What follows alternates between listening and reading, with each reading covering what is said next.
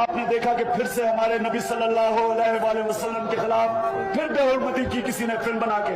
میں آپ کے سامنے ایک وعدہ کرتا ہوں, میں مغرب کے لوگوں کے پاس جاؤں گا. میں مغرب کے لوگوں کو جانتا ہوں, ان کو نہیں پتا, ان کو نہیں سمجھ, نہ اسلام کی سمجھ ہے نہ ان کو اس چیز کی سمجھ ہے کہ ہم اپنے نبی, پیارے نبی سے کتنا پیار کرتے ہیں.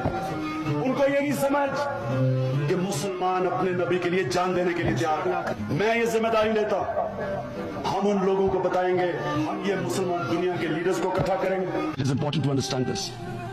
The Prophet lives in our hearts. When he is ridiculed, when he is insulted, we human beings understand one thing. The pain of the heart is far, far, far more hurtful than physical pain.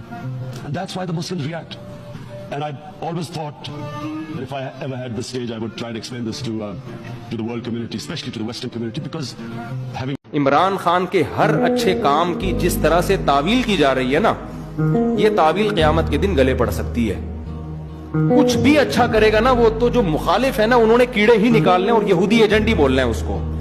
یہ چیز کل قیامت کے دن تمہارے گلے پڑ سکتی ہے. کچھ کام عمران خان نے ایسے کیے ہیں جو آج سے پہلے وزیر اعظم نے نہیں کیے. کچھ کام ایسے جن میں آپ بولو کہ یہ اچھے ہیں. 20 کام عمران خان کے ایسے ہیں جو اب تک کسی نے نہیں کیے. وہ بہت پازیٹیو کام ہے. اس یونائٹڈ نیشن میں جا کے اتنے مضبوط انداز سے کشمیر کا ایشو کھڑا کرنا, اسلامو فوبیا کو منظور کروا لینا یونائٹڈ نیشن میں جا کے, جہاں جا رہے اپنا شلوار قمیض پہن کے جانا, اپنے قومی لباس کو فروغ دینا, اردو کو فروغ دینے کے لیے بھی بہت سے اقدامات کیے ہیں. کالج میں, یونیورسٹیوں میں قرآن کی تعلیم کو لازم قرار دیا ہے. ایبسولوٹلی ناٹ کہہ رہا ہے وہ واضح طور پر. کتنا جھوٹ بولو گے آپ. ہر چیز کو گھما رہے ہو, اور سارے کام یہودیوں کے خلاف کر رہا ہے. تھپا لگا دیا اس کے اوپر یہودی ایجنٹ ہونے کا. یہ غلط ہے.